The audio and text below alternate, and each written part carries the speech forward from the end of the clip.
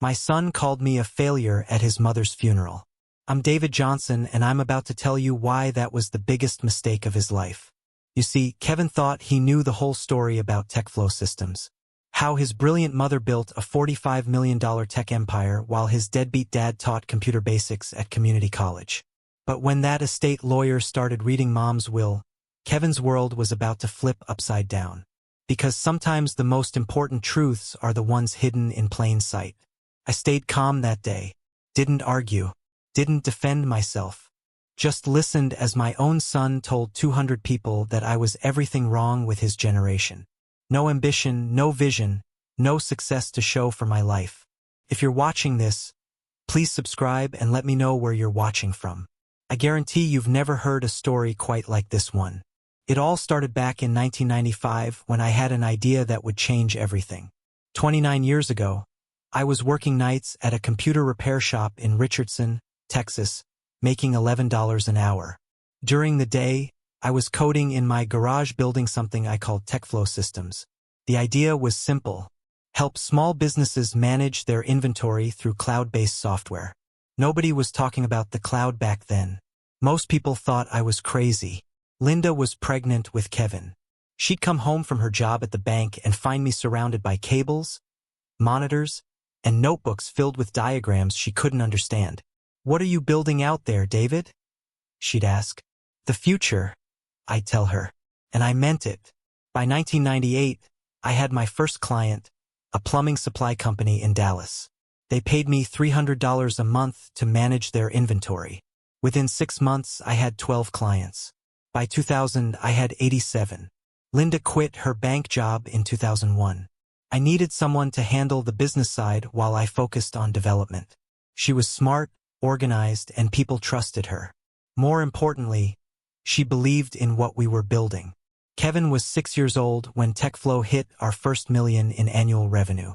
He'd sit in our home office coloring while Linda took client calls. To him, Mom was the one on the phone making deals. Dad was the guy in the garage with the computers. I didn't mind. I was busy building, creating every line of code, every system architecture decision, every technical innovation. That was me. Linda handled sales, marketing, and client relations. We were a team, but Kevin only saw what happened in the office. He never understood what happened in the garage. The divorce hit in 2010. 15 years of marriage ended over what Linda called growing apart. The settlement was brutal. She got the house, 80% of the company, and primary custody of Kevin. I got my garage, 20% ownership and weekends. "It's fair, David," her lawyer said. Linda built the client relationships. She's the public face of TechFlow. I signed the papers. What choice did I have? Within a year, Linda moved Kevin to a private school in North Dallas. $42,000 a year. She bought a new BMW, upgraded the office downtown, started calling herself CEO and founder on her business cards. I moved to a 2-bedroom apartment in Plano. Started teaching part-time at Collin County Community College. 3 classes a week, $2,800 a month. My students thought I was just another washed-up tech guy who couldn't make it in the real world. Kevin visited every other weekend until he turned 16. Then it was once a month, then holidays, then just Christmas if I was lucky. "Dad, you need to get serious about your life," he told me during his senior year of high school. "Look at Mom. She's built something real." TechFlow was worth $12 million by then. Linda had expanded into 3 states, hired 47 employees, and was featured on the cover of Dallas Business Journal as Entrepreneur of the Year. The article called her a visionary who saw the future of cloud computing before anyone else. I read that article sitting in my apartment eating microwave dinner. My 20% stake was worth $2.4 million on paper, but Linda's salary and expansion costs meant I never saw dividends. Just quarterly statements showing how successful her company was becoming. Kevin graduated from SMU with honors, MBA from Northwestern, started working at TechFlow in 2018 as Director of Strategic Development. 26 years old, making more money than I'd ever seen. Last month, he bought a Tesla Model S $95,000. Posted about it on LinkedIn. Grateful for everything my mother taught me about building success from nothing. The funeral was 3 weeks ago. Lung cancer. Linda fought it for 8 months but lost.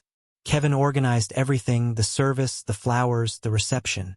I sat in the back listening to people talk about what an amazing businesswoman Linda had been. That's when Kevin made his speech. My mother was a pioneer, Kevin said, standing at the podium in St. Matthew's Methodist Church. She built TechFlow Systems from nothing. $45 million in annual revenue, $230 employees across 4 states. A true American success story. 200 people nodded and applauded. Linda's employees, clients, business partners, they all knew the official story. Brilliant woman builds tech empire while deadbeat husband teaches computers to teenagers. Kevin looked directly at me during the next part. Some people in this room gave up on their dreams, got comfortable with failure, settled for less. He paused for effect. My mother never settled. She never gave up. She showed me that success isn't about making excuses. It's about making things happen. The room was silent. Everyone knew he was talking about me, the failed entrepreneur, the cautionary tale, the man who lost everything in divorce court and never recovered. TechFlow Systems will continue Mom's legacy, Kevin continued. Her vision, her values, her commitment to excellence. That's what real leadership looks like. After the service, people avoided me. Polite nods, brief condolences, then quick exits. Nobody wanted to be seen talking to the guy Kevin had just humiliated in public. But the stakes were bigger than embarrassment. Linda's will was being read Tuesday morning at Williams & Associates law firm. Everyone expected Kevin to inherit everything. The company, the house in North Dallas, the investment accounts, the life insurance policies, $45 million, give or take. My 20% stake in TechFlow would probably transfer to Kevin, too. Linda had mentioned something about simplifying ownership structure during one of our rare conversations last year. If that happened, I'd lose my only connection to the company I'd built. The quarterly statements would stop coming. The tiny income one got from my ownership share would disappear. At 61 years old, I'd be completely dependent on my community college salary and whatever Social Security kicked in at 67. But money wasn't the real issue. It was history, legacy, truth. For 14 years, I'd watched Linda take credit for my life's work. Watched Kevin grow up believing his father was a loser who couldn't build anything worth keeping. Watched my own son develop the kind of arrogance that comes from thinking success was handed down from one generation to the next, like eye color or height. Kevin had no idea what it took to write the original TechFlow code. He'd never spent 3 months debugging an inventory management algorithm or designed a database schema that could scale from 10 clients to 10,000. He'd never mortgaged his house to buy server equipment or worked 18-hour days to meet a deadline that could make or break the company. All Kevin knew was that Mom had money and Dad didn't. Mom got invited to business conferences and Dad taught introduction to Microsoft Excel. Mom drove a BMW and Dad drove a 2018 Toyota Camry with 89,000 miles. The will reading was scheduled for 10 a.m. Tuesday. Kevin had already told his assistant to prepare a press release announcing his new role as CEO and majority owner. He'd scheduled meetings with 3 major clients for Wednesday morning, posted on social media about carrying forward Mom's incredible legacy. But Kevin had no idea what Mom's will actually said. Nobody did except Linda and her attorney Sarah Williams. I'd met Sarah once briefly at a Christmas party in 2019. She'd pulled me aside and asked an odd question. David, do you still have any of your original development notes from the early days of TechFlow? Of course, I'd said, why? Just curious. Linda mentioned you were quite the innovator back then. At the time, I thought it was small talk, but Sarah's question stuck with me. Why would Linda's estate attorney care about my old programming notes? 3 days after the funeral, I got a call from Michael Davis, TechFlow's chief technology officer. Michael had been with the company for 22 years. He was one of my first hires back when the entire engineering team fit around my kitchen table. David, I need to talk to you, Michael said. Can we meet somewhere private? We met at a Starbucks near my apartment. Michael looked nervous, like he was about to confess to a crime. I've been keeping something for Linda, he said, sliding a manila envelope across the table. She made me promise not to give this to you until after the funeral. Inside were photocopies of emails between Linda and Sarah Williams dating back 18 months. The subject line on the first email made my breath catch, correcting the record, Techflow's true founder. But the stakes went deeper than money or recognition. They went to the heart of who Kevin thought he was and who he thought I was. For 29 years, he'd built his identity around having a successful mother and a failed father. Tuesday mornings while reading was about to test everything Kevin believed about success, family, and the difference between building something real and just taking credit for it. The day after Linda's funeral, Kevin showed up at my apartment unannounced. I was grading midterm exams for my Introduction to Database Management course when I heard his Tesla pull into the parking lot. "We need to talk, Dad." I invited him in. He stood in my living room taking in the secondhand furniture, the stack of community college textbooks, the framed photo of him at age 8, the only picture I had displayed. "This place is depressing," he said. "It's home." Kevin walked to my kitchen window, which overlooked the apartment complex's small pool. 2 kids were playing in the shallow end while their mother scrolled through her phone. "You know what I realized at Mom's funeral?" he said, not turning around. "I spent my whole childhood making excuses for you." "Excuse me. When my friends asked what my dad did for a living, I'd say you were in computers. Like that meant something. Like you were Steve Jobs instead of a guy who teaches Excel to high school dropouts. I kept grading papers. Stayed calm. Your mother built a good life for you, Kevin. Mom built everything we had. The house, the company, the respect. He turned around, looked me straight in the eye. "You had one job, Dad. Provide for your family, and you failed. That's one way to see it. It's the only way to see it. Look around." Kevin gestured at my apartment. 2 bedrooms, used furniture, a 12-year-old television. "This is what failure looks like." I sat down my red pen. "What do you want, Kevin?" "I want you to understand something before the will reading Tuesday. Techflow is mine now. Mom's legacy is mine to protect. And that means maintaining the company's reputation." "Meaning what?" "Meaning no more stories about the good old days when you had some involvement in the business. No more suggestions that you contributed anything meaningful to Techflow's success. Mom built that company despite your limitations, not because of your help." Kevin pulled out his phone, showed me a LinkedIn post he'd been drafting. "Honored to continue my mother's vision as the new CEO of Techflow Systems. Her entrepreneurial spirit and business acumen created something truly special. Looking forward to building on the foundation she established." "Sounds appropriate," I said. "Here's what's not appropriate. My father claiming he had anything to do with Techflow's success. 'Cause frankly, Dad, it's embarrassing." "For who? For me? For Mom's memory? For the 230 people who work at Techflow and believe they're part of something bigger than a divorce settlement and alimony payments?" I leaned back in my chair. "You think that's what Techflow is? Alimony. I think it's what you turned it into. Mom could have divorced you clean, taken half the assets, moved on. Instead, she let you keep 20% of the company out of pity. 20% of something you had no hand in building. Is that what she told you? That's what I saw with my own eyes for 15 years. Mom in boardrooms making deals. Mom on magazine covers. Mom winning awards for innovation and leadership. You, Kevin, laughed, but it wasn't friendly. You grading papers and living in an apartment complex." I stood up, walked to my kitchen, poured myself a glass of water, took my time, let Kevin's words hang in the air. "You know what I remember about Techflow's early days?" I said finally. "Dad, don't." "I remember writing the first line of code in 1995.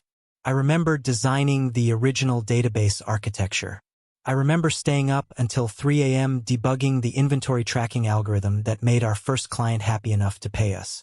Mom told me about your contributions, basic programming work, technical stuff. But building a business requires vision, leadership, strategic thinking. That was Mom. Technical stuff, I repeated. Yeah, the easy part.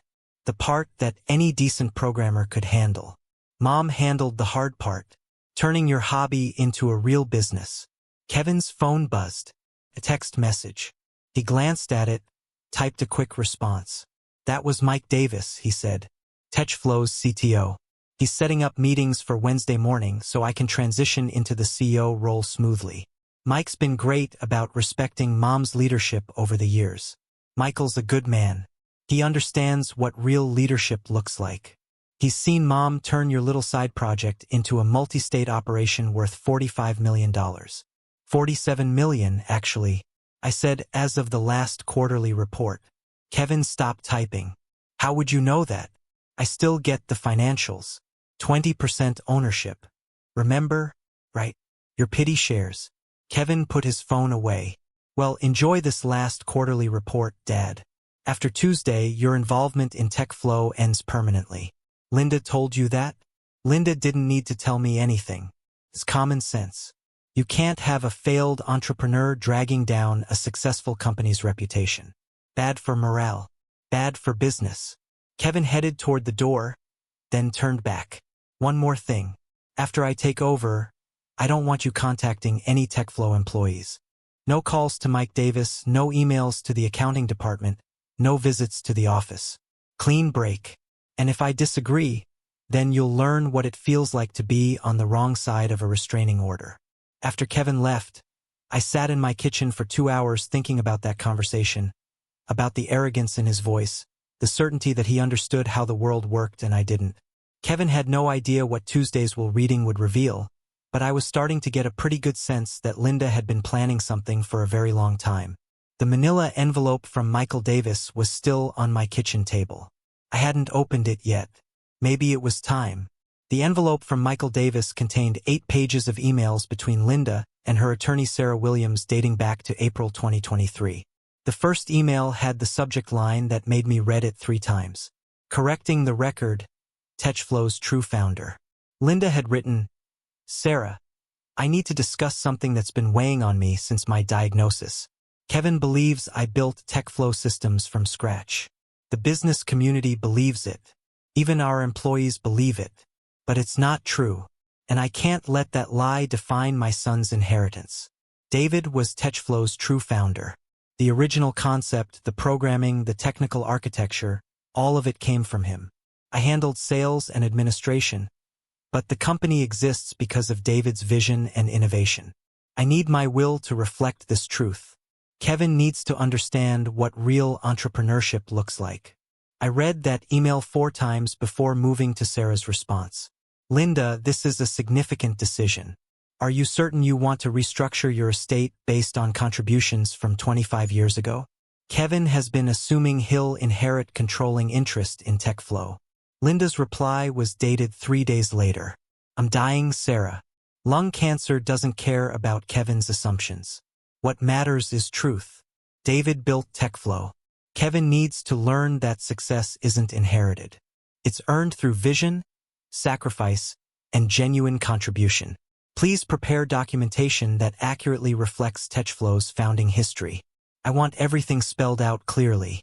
The final email in the stack was from Sarah to Linda, dated January 15th, 6 weeks before Linda died. Documentation complete.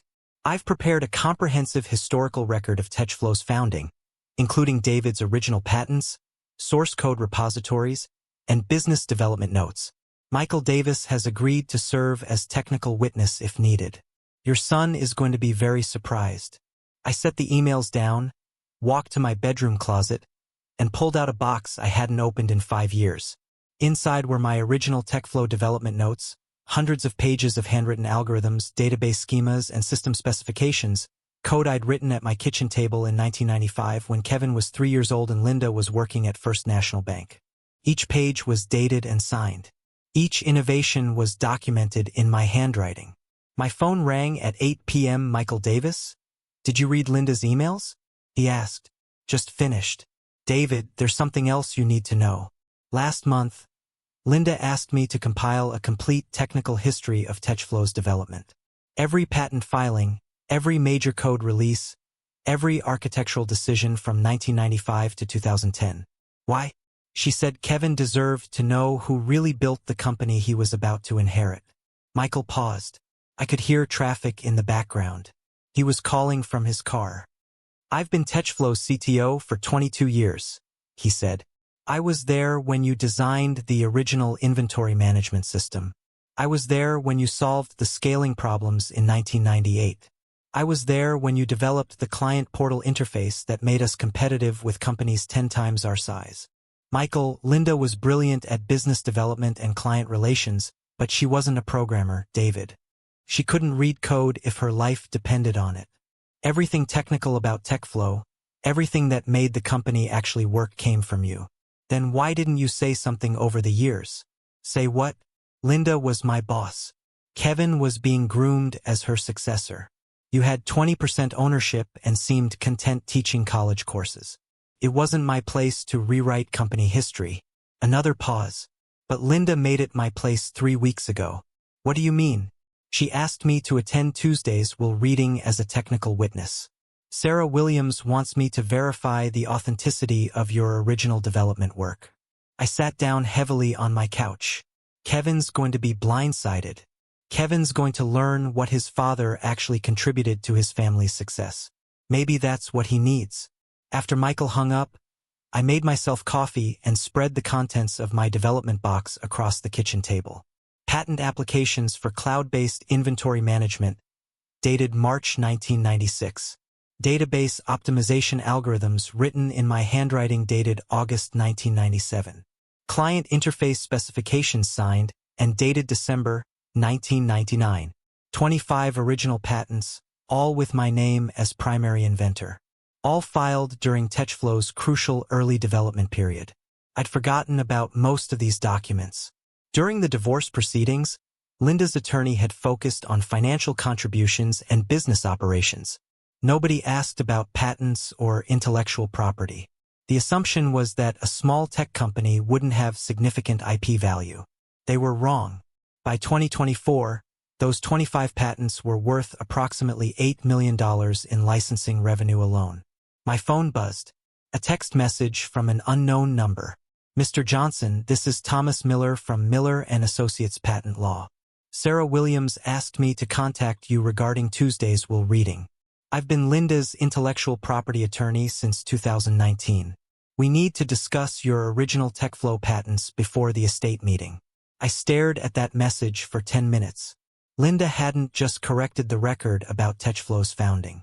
She'd built a case, assembled witnesses, gathered evidence, prepared for a revelation that would change everything Kevin thought he knew about his parents, his inheritance, and himself. Kevin thought Tuesday would be a formality, signing papers and taking control of his mother's business empire. He had no idea he was walking into the most important history lesson of his life. The call came at 7 a.m. Monday morning. Kevin's assistant, Jennifer, was organizing a TechFlow leadership meeting for Tuesday afternoon right after the will reading. Mr. Johnson, she said, Kevin asked me to extend an invitation to you. He thought you might want to attend TechFlow's transition planning meeting as a final gesture of respect for Mrs. Johnson's memory. What kind of meeting? Kevin will be announcing his strategic vision for the company's future. Board members, department heads, key clients, about 40 people total. I almost said no, but something in Jennifer's tone suggested this wasn't just courtesy. Kevin was planning something public. What time? Tuesday, 2 p.m. The main conference room at TechFlow headquarters. Kevin specifically requested that you sit in the front row. After Jennifer hung up, I understood Kevin's strategy. He was setting up a performance, a public demonstration of his new authority with his failed father in the audience as a cautionary tale. Look at what success looks like. Look at what failure looks like. Learn the difference. I drove to TechFlow's headquarters Monday afternoon to confirm what I suspected. The building had changed since my last visit 2 years ago. Bigger parking lot, expanded office space, a glass lobby with Linda's portrait prominently displayed next to the words founder and visionary leader. The receptionist didn't recognize me, but she was friendly enough to give me a visitor's badge and let me walk around the first floor. The company timeline wall was new, a chronological display of TechFlow's founding and growth under Linda Johnson's leadership. According to the display, TechFlow was established in 1995 by entrepreneur Linda Johnson, who recognized the potential of cloud-based business solutions before they became industry standard. My name appeared once in small print. Technical support provided by David Johnson, 1995 to 2010. In technical support, 25 patents, 18-hour workdays, and 5 years of garage-based development had been reduced to technical support. I took photos of the timeline with my phone. Then I noticed Michael Davis walking toward me from the elevator. "I was hoping you'd come by," he said. "There's something you need to see."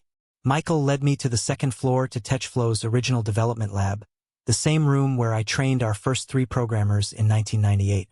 "Kevin's been making changes," Michael said, opening the door. The lab had been converted into a shrine to Linda's business achievements. Awards, magazine covers, photographs of ribbon-cutting ceremonies, and client appreciation events. A glass display case held copies of contracts Linda had negotiated, press releases she'd approved, and business plans she'd signed. But in the center of the room was something that made me stop cold.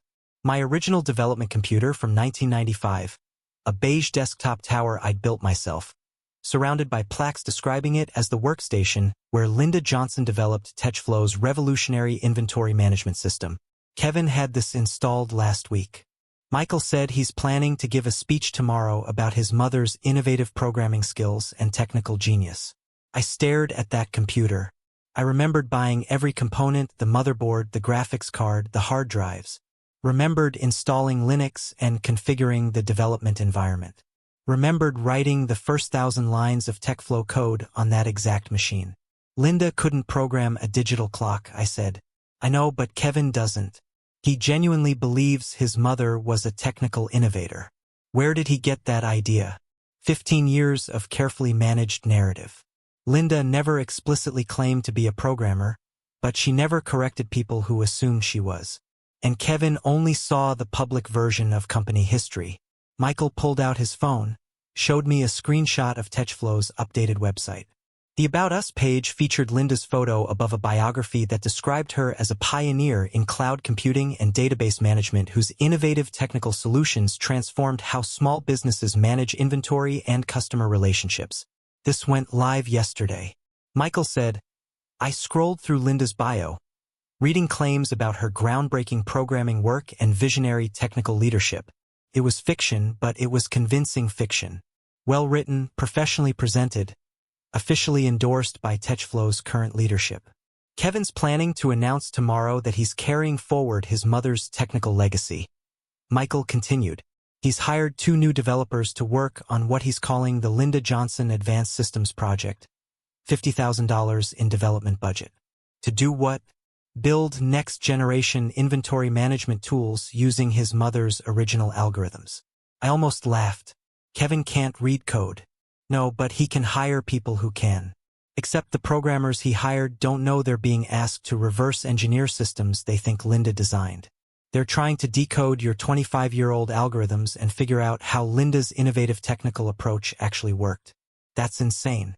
That's Tuesday afternoon's big announcement. Kevin's going to unveil the Linda Johnson Advanced Systems Project in front of 40 industry professionals.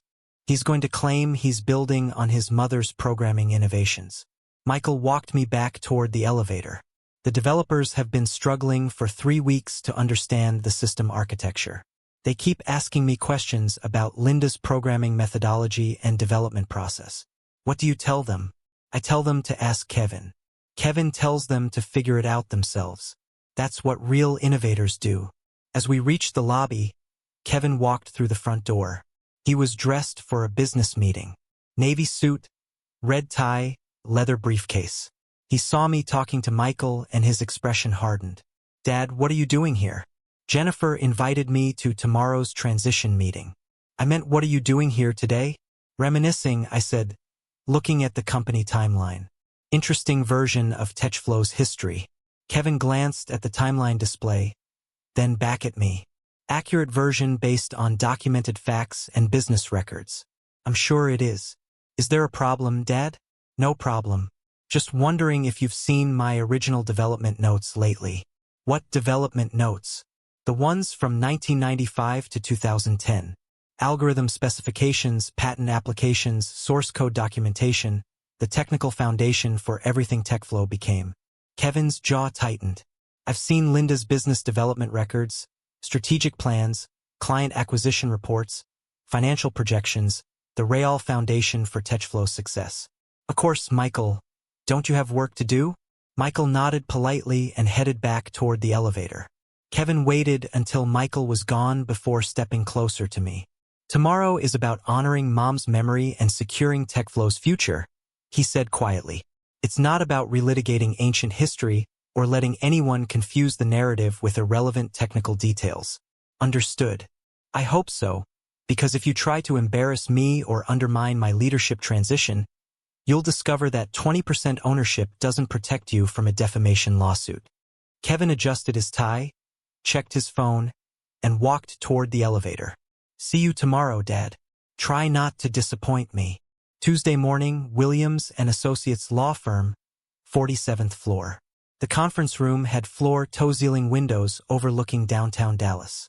Kevin arrived 15 minutes early, wearing his best suit and carrying a leather folder containing press releases announcing his new role as TechFlow's CEO. I sat across from him at the mahogany conference table. Between us were Sarah Williams, Michael Davis, patent attorney, Thomas Miller, and Linda's accountant, Robert Taylor. Kevin had brought his corporate attorney, James Morrison, just to be safe. Before we begin, Sarah said, I want everyone to understand that Linda Johnson spent considerable time preparing this will. She was very specific about how she wanted her assets distributed and why. Kevin nodded confidently. Mom was always thorough. Sarah opened Linda's file, 3 and thick, organized with colored tabs and handwritten notes. Linda's primary concern was ensuring the TechFlow systems continued under leadership that understood the company's true founding principles. Absolutely, Kevin said. That's why she groomed me for succession over the past 5 years.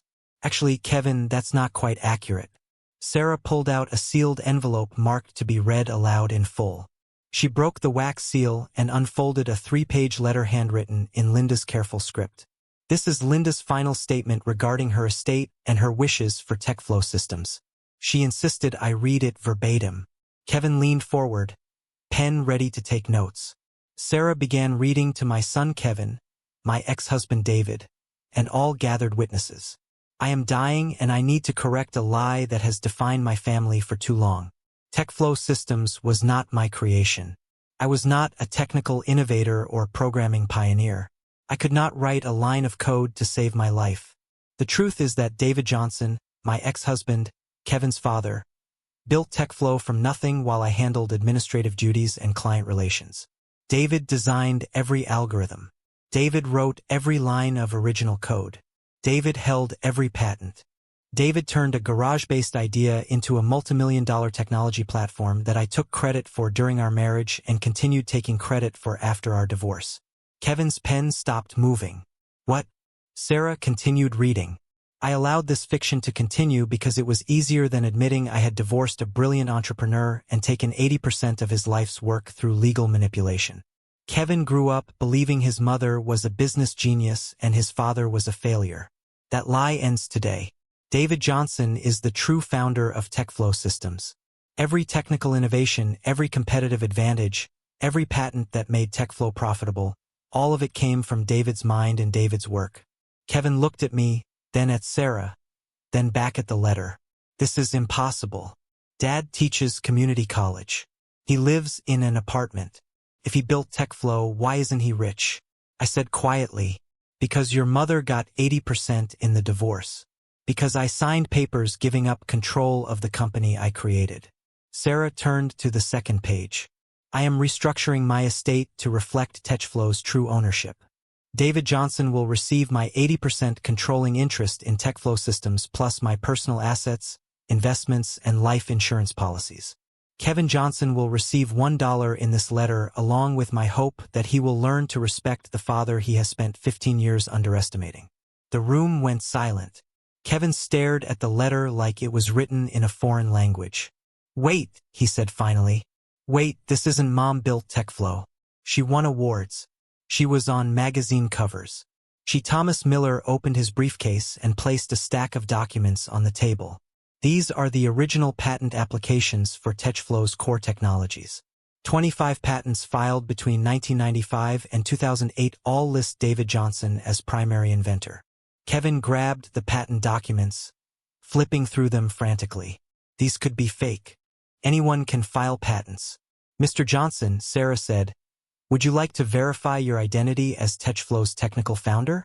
I reached into my briefcase and pulled out my original development notebook from 1995. Handwritten algorithms, database schemas, system specifications, all dated and signed before TechFlow Incorporated. Algorithm for cloud-based inventory tracking. I said, opening to a page dated March 12, 1995. Database optimization for client portal access. Client interface specifications for small business applications. I turned the notebook toward Kevin. This is your mother's technical genius written in my handwriting in my garage 6 months before we hired our first employee. Michael Davis cleared his throat. Kevin, I've been at TechFlow for 22 years. I worked directly with your father on every major technical project until 2010.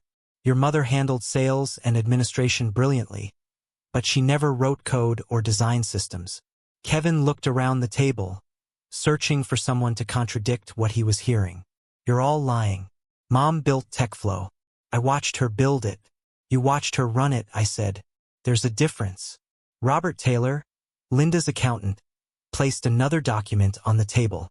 Mrs. Johnson's financial record showed that Mr. Johnson contributed $280,000 in initial capital, development equipment, and unpaid labor between 1995 and 1998. She contributed $47,000 in administrative support. But Mom was CEO for 14 years. She grew the company from 12 employees to 230. She expanded into 4 states. Your mother was an excellent business operator, Sarah said, but she wasn't the founder. That distinction belongs to your father. Sarah turned to the final page of Linda's letter. Kevin, you have spent your adult life believing that success is inherited and failure is permanent. You have treated your father with contempt because you thought his circumstances reflected his character. Today you will learn that circumstances can be changed by legal documents, but character is revealed through actions. Your father built something extraordinary from nothing. I took credit for it. Now I am returning what was always rightfully his. What you do with this knowledge will determine whether you have inherited my capacity for growth or simply my capacity for pride. Kevin sat back in his chair staring at the conference table.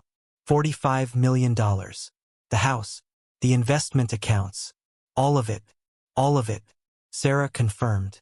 Your father is now the majority owner of TechFlow Systems and the primary beneficiary of your mother's estate. Kevin looked at me for a long moment. You knew yesterday when you came to TechFlow, you knew this was coming. I suspected your mother had been planning this for 18 months and you said nothing. What would you have believed?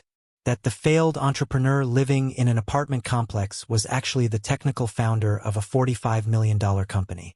Kevin had no answer for that.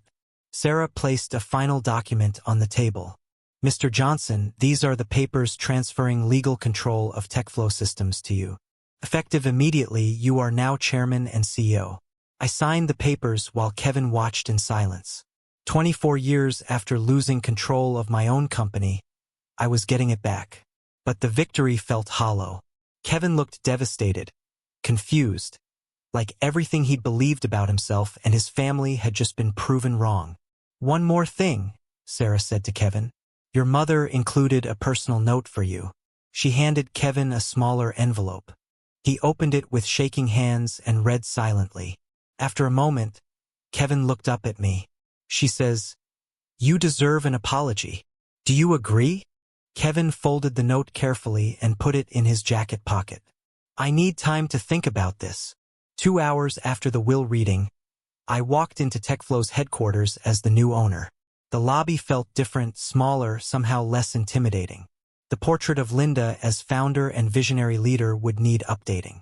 Jennifer, Kevin's assistant, met me at the security desk. She looked confused but professional. Mr. Johnson, Kevin asked me to cancel this afternoon's transition meeting. He said there were complications with the estate settlement. The meeting is still happening, I said, but with a different agenda. I rode the elevator to the second floor, walked into the conference room where 40 TechFlow employees, board members, and key clients were waiting. Kevin wasn't there yet. Michael Davis was setting up a presentation screen. He nodded at me as I took my place at the head of the table. Ladies and gentlemen, I said, Thank you for coming. I know you expected to hear from Kevin Johnson today about TechFlow's future under his leadership. Murmurs around the table. A few people checked their phones. Instead, you're going to hear from me. My name is David Johnson.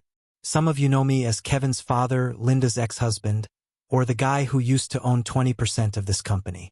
I paused, looked around the room, curious faces, polite attention. What you might not know is that I founded TechFlow Systems in 1995. I wrote the original code, designed the database architecture, and developed the core technologies that made this company profitable. The murmurs got louder. Board member Patricia Stevens raised her hand. I'm sorry, but Linda Johnson was TechFlow's founder. That's been established company history for 24 years of incorrect company history. I said, as of this morning, I own controlling interest in TechFlow Systems. Linda's will transferred her 80% stake back to me, along with documented proof of my role as the company's technical founder. I nodded at Michael, who activated the presentation screen. The first slide showed my original TechFlow patent applications dated 1996. 25 patents for cloud-based inventory management, database optimization, and client interface design. All filed under my name between 1995 and 2008. The room was completely quiet. Now, second slide. Photographs of my handwritten development notes from 1995 showing algorithm specifications and system architecture diagrams. The technical foundation for everything TechFlow became written in my garage while Linda handled administrative tasks. Third slide. Email correspondence between Linda and her attorney, confirming her decision to correct the record about TechFlow's founding. Linda spent 18 months preparing to transfer ownership back to the company's actual creator. She felt it was important that Kevin and all of you understand who really built TechFlow. Kevin walked into the conference room as I was displaying the fourth slide. He looked pale, shaken. He took a seat in the back row without making eye contact with anyone. I understand this is shocking information, I continued. For 14 years, you've known Linda as TechFlow's founder and me as her failed ex-husband. That narrative was convenient, but inaccurate. Board member James Murphy cleared his throat. Mr. Johnson, with respect, Linda Johnson successfully operated this company for over a decade. Regardless of the founding circumstances, her leadership grew TechFlow from a small startup to a major regional business. Absolutely correct. I said, Linda was an exceptional business operator. She deserves full credit for TechFlow's growth and client development. But business operations and founding innovation are different contributions. I click to the next slide. TechFlow's current organizational chart. Effective immediately, I'm resuming the role of chairman and CEO. Kevin Johnson will continue as Director of Strategic Development reporting to me. Michael Davis remains Chief Technology Officer. All other positions and reporting relationships remain unchanged. Patricia Stevens looked concerned. What about the projects Kevin has been developing? The Linda Johnson Advanced Systems Initiative. I glanced at Kevin, who was staring at his hands. That project is being suspended. The developers were attempting to reverse engineer algorithms they thought Linda had designed. Since I designed those algorithms, we can achieve better results through direct collaboration. I turned to address Kevin directly. Kevin, your business development skills are valuable to TechFlow's continued success.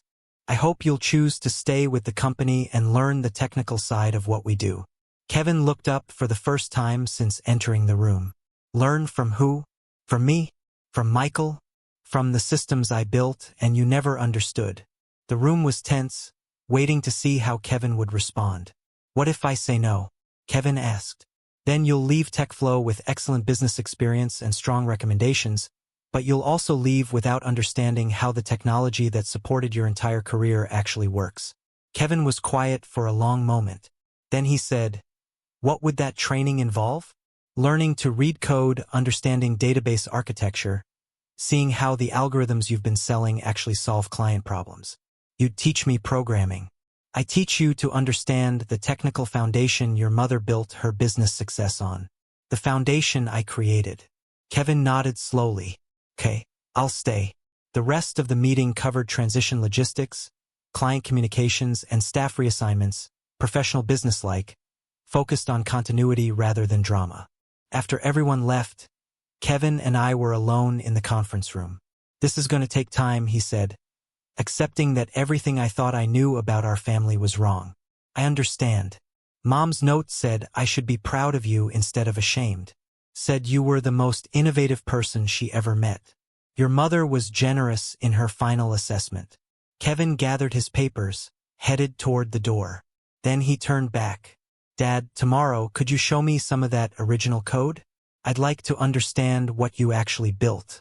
For the first time in 24 years, my son looked at me with curiosity instead of contempt. "I'd be happy to, Kevin." Within 48 hours of the will reading, word spread throughout Dallas's tech community that TechFlow Systems had experienced a dramatic ownership change involving previously unknown founding circumstances. The story was too strange and too well-documented to suppress. Kevin's LinkedIn post announcing his mother's technical legacy project was quietly deleted. His connections started asking uncomfortable questions about his family history and his understanding of TechFlow's origins. 3 key clients called for meetings to discuss leadership continuity concerns. They'd been working with Linda for years and weren't sure what David Johnson's return meant for their service contracts. I spent Thursday morning at Meridian Supply Company, TechFlow's third-largest client. Owner Tom Bradley had known Linda since 2003 and was skeptical about the ownership transition. "David, no offense, but Linda presented herself as TechFlow's technical founder for over a decade," Tom said.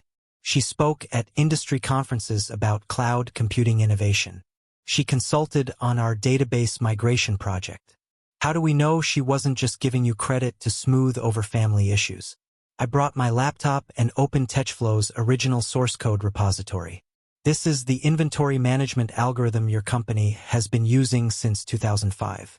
Written by me in 1998, optimized in 2003, updated for cloud integration in 2007.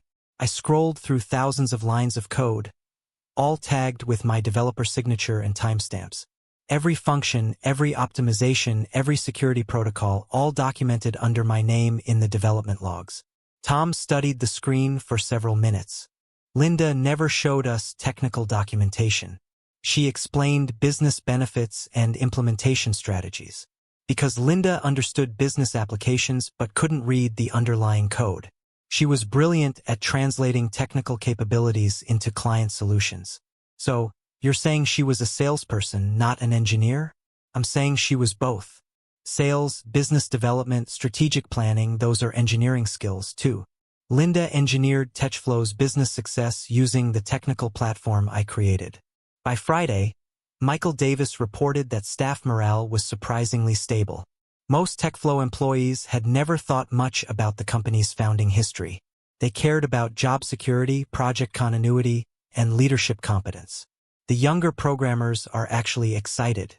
Michael told me they want to learn from someone who built systems that are still running 25 years later. But Kevin was struggling publicly. His industry reputation had been built on being Linda Johnson's son and heir. Professional contacts who treated him as TechFlow's future leader were now uncertain about his qualifications and role. Jennifer scheduled a one-on-one meeting between Kevin and myself for the following Monday. Kevin looked exhausted when he walked into my new office, Linda's old office, which I had inherited along with everything else. "I've been thinking about Mom's letter," Kevin said. "She wrote that I treated you with contempt because I thought circumstances reflected character. That's a fair assessment. She also wrote that character is revealed through actions, not circumstances." Kevin sat down across from my desk, the same desk where Linda had made business decisions for 14 years. "My actions towards you were pretty terrible, weren't they? You believed what you'd been told. That's understandable." "No, Dad. I chose to believe the worst version of who you were because it made me feel better about myself." "That's not understandable. That's just arrogant." Kevin pulled out his phone, showed me a text conversation with his girlfriend, Emma. She'd broken up with him Tuesday night after learning about the inheritance reversal. Emma said she was dating Linda Johnson's son, not David Johnson's son. Apparently, that makes a difference for her social circle. I read the text exchange. Emma's messages were cold, focused on Kevin's changed financial prospects and misleading family narrative. "I'm sorry, Kevin. Don't be." Emma was dating my inheritance, not me. Better to find out now. Kevin put his phone away.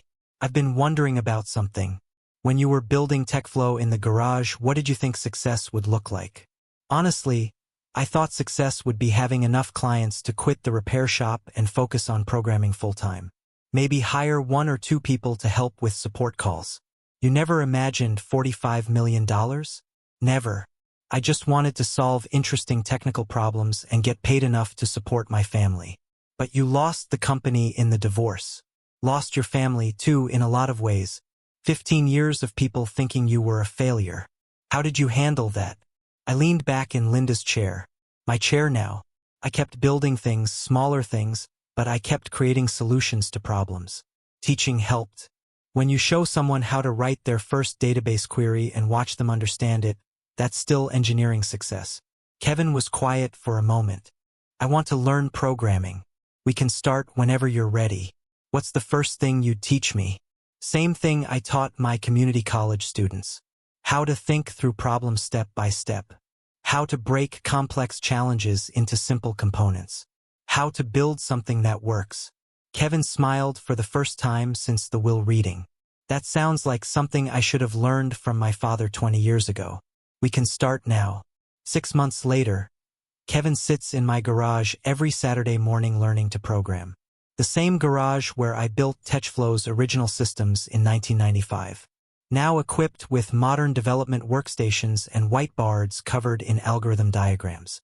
Show me the inventory tracking function again, Kevin says, studying the code on his laptop screen. I want to understand how you solve the concurrent user problem. I walk him through the algorithm step by step. Kevin asks good questions now, technical questions, not business questions. He's developing programmer instincts. It's elegant, he says. I never realized how much math was involved in making software that just works. TechFlow is thriving under what the Dallas Business Journal called restored founder leadership. Our Q3 revenue hit $52 million. We've hired 12 new programmers and opened a second development office in Austin. Kevin proved surprisingly good at bridging technical and business functions. He speaks both languages now. Enough programming knowledge to understand system capabilities. Enough business experience to translate those capabilities into client solutions. Dad, I have an idea for the client portal redesign, he said during yesterday's staff meeting. What if we cache the database queries for repeat inventory searches? Faster response time, better user experience. Michael Davis grinned. Kevin's becoming dangerous. Pretty soon, he'll be optimizing our algorithms. Last month, Kevin was invited to speak at the Southwest Technology Leadership Conference. The same conference where Linda had presented on cloud computing innovation for 5 years. But Kevin's presentation was different. He talked about learning to appreciate technical foundations and understanding the engineering behind business solutions. After his presentation, 3 conference attendees approached Kevin with programming questions. He answered 2 of them correctly and admitted he needed to research the third. That felt better than any business presentation I've ever given, he told me afterward. Linda's portrait still hangs in TechFlow's lobby, but the caption has been updated to Business Development Leader and Strategic Visionary. Next to it is a new portrait, mine, labeled Founder and Chief Technology Officer. The company timeline wall now tells the complete story. Technical Innovation by David Johnson. Business Development by Linda Johnson. Continued growth through collaborative leadership. Kevin stops by my apartment occasionally, usually bringing dinner and wanting to discuss programming concepts or business strategy. Last Tuesday, he brought Chinese takeout and a print out of code he'd written for a client reporting feature. I think this works, but I'm not sure it's efficient, he said, spreading the code across my kitchen table. I reviewed his work, suggested 2 optimizations, and watched him implement the changes. His programming style is different from mine. More cautious, more commented, more concerned with readability than elegance. You're becoming a good developer, I told him. I'm becoming the son I should have been 15 years ago. The hardest part isn't behind us. It's ongoing. Kevin has to rebuild professional relationships based on his actual qualifications rather than his assumed inheritance. I have to run a major company after years of teaching part-time courses.